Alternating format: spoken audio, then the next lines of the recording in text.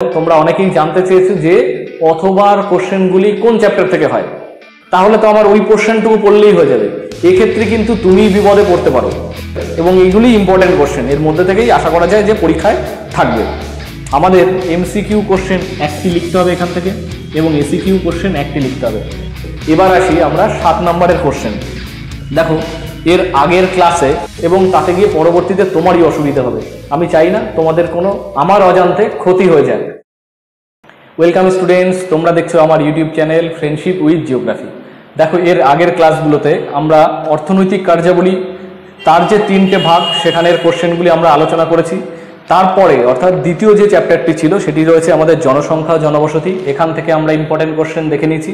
আজকে আমরা 3rd chapter অর্থাৎ আঞ্চলিক অর্থনৈতিক উন্নয়ন, এই চ্যাপ্টার থেকে 2 নম্বরের কোশ্চেন কি কি আমাকে লিখতে হবে, 3 নম্বরের কোশ্চেন, 4 নম্বরের কোশ্চেন, 5 নম্বরের কোশ্চেন আমরা আলোচনা করব। ঠিক একই সঙ্গে সঙ্গে আমরা এখান থেকে এমসিকিউ কোশ্চেন কটি আমাকে লিখতে হবে, এসএকিউ কোশ্চেন আমাকে কটি লিখতে হবে, এই গোটা বিষয়টিও আমরা জেনে নেব। এবং 7 নম্বরের কোশ্চেন সেটি কিভাবে আসবে সেটিও আমরা জেনে যাব। যদিও বা এর আগের ক্লাসে অর্থাৎ এর আগে যে ক্লাসটি আমরা করেছি জনসংখ্যা ও জনবসতি, এই ক্লাসের একদম শেষে কিন্তু আমি এই 7 নম্বরের যে কোশ্চেনটি এখান থেকে হয় সেই কোশ্চেনটি সম্পর্কেও একটি আভাস বা ধারণা আমি তোমাদের মধ্যে তৈরি করতে পেরেছি বলে আমার ধারণা। আচ্ছা, যাই হোক, এমসিকিউ এসিকিউ কোশ্চেন সম্পর্কে আমরা পরের দিকে জানছি। প্রথমে আমরা জেনে নিই 2 নম্বরের কি কি কোশ্চেন আমাকে জানতে হবে, 3, 4 এইভাবে আমরা কোশ্চেনগুলো জেনে নিই। প্রথমে 2 নম্বরের কোশ্চেনগুলো আমি বলছি, তোমরা খাতায় অবশ্যই লিখে রাখো, এবং আমি বলবো অবশ্যই ইম্পর্টেন্ট কোশ্চেনগুলো কিন্তু তোমরা নোট তৈরি করে রেখো, তাহলে কিন্তু তোমার পড়তে অনেক বেশি সুবিধা হবে।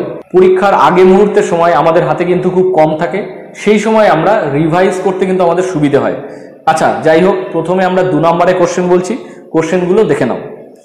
পরিকল্পনা অঞ্চল বলতে কি বোঝো বা কাকে বলে, প্রথম কোশ্চেন। নেক্সট, অঞ্চলের সংজ্ঞা দাও।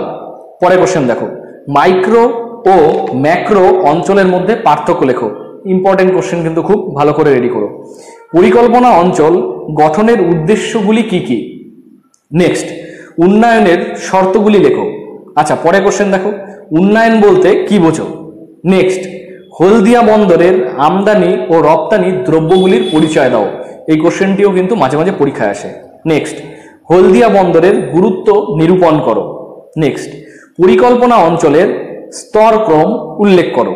নেক্সট কোশ্চেন, ক্ষুদ্র ও বৃহৎ পরিকল্পনা অঞ্চলের মধ্যে পার্থক্য লেখো। এই কোশ্চেনটিও ভেরি ভেরি ইম্পর্টেন্ট দিয়ে রাখো তোমরা। নেক্সট কোশ্চেন, বেঙ্গালুরু ইলেকট্রনিক্স শিল্পে উন্নত হওয়ার 2টি কারণ উল্লেখ করো।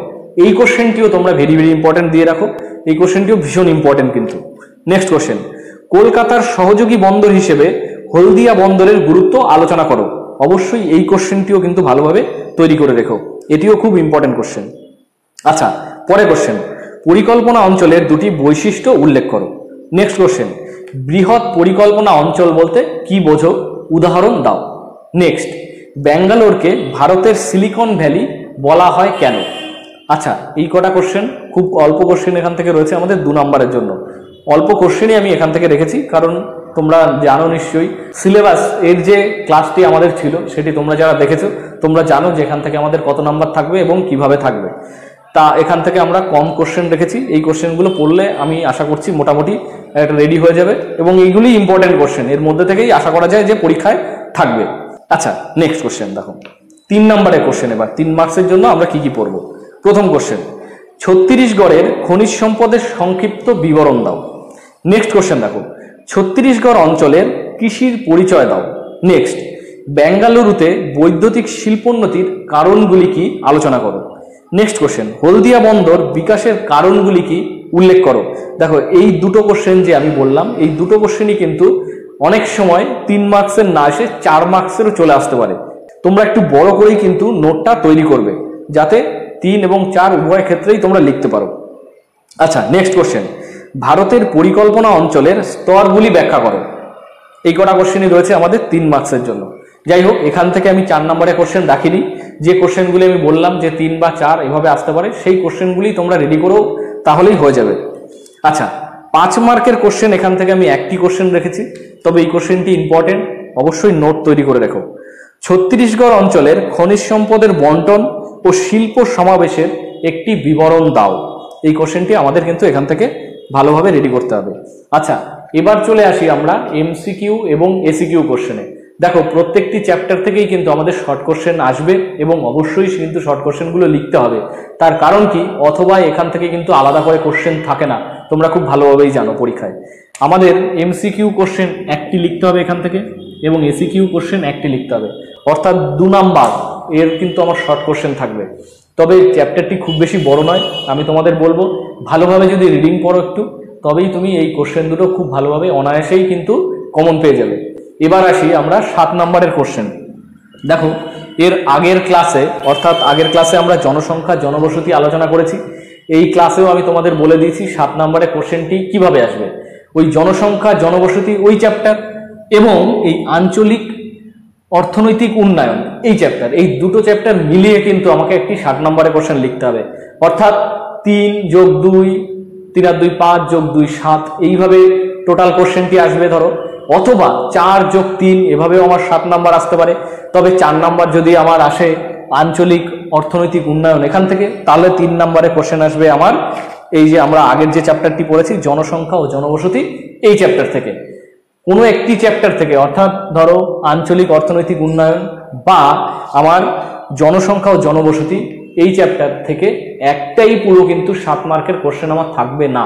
আমি তোমাদের বারবার বলছি, এই দুটো চ্যাপ্টার মিলিয়েই কিন্তু একটি 7 নম্বরের কোশ্চেন থাকবে। তবে দেখো, তোমরা অনেকেই জানতে চেয়েছো যে অথবার কোশ্চেনগুলি কোন চ্যাপ্টার থেকে হয়।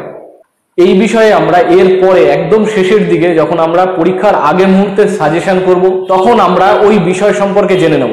তার কারণ আমি তোমাদের বলি, এখন থেকেই প্রথম থেকেই যদি কোন কোশ্চেনের অথবা কোন কোশ্চেন আসে এই বিষয়গুলি তোমরা জানো বা তোমাদের মধ্যে ধারণা আসে, তাহলে তোমরা মনে করবে যে একটি কোশ্চেন আমি তো বাদ রেখে আমার অন্য কোশ্চেনটি আমি অ্যাটেন্ড করার জন্য যদি রেডি করি তাহলেই তো হয়ে যাবে, তাহলে তো আমার ওই কোশ্চেনটুকু পড়লেই হয়ে যাবে। এক্ষেত্রে কিন্তু তুমি বিপদে পড়তে পারো।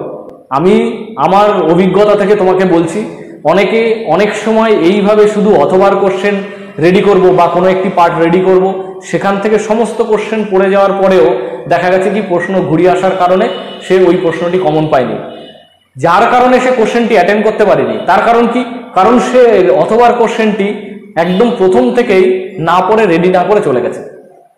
এই বিষয়টি যাতে না হয় তার জন্য আমরা এই যে প্রথম থেকে যে প্রত্যেকটি চ্যাপ্টার ওয়াইজ কোশ্চেন আলোচনা করছি, এখানে কিন্তু আমি একবারও তোমরা দেখবে না যে কোন কোশ্চেনের অথবা কোন কোশ্চেন আসবে আমরা আলোচনা করেছি, আমরা কিন্তু করিনি।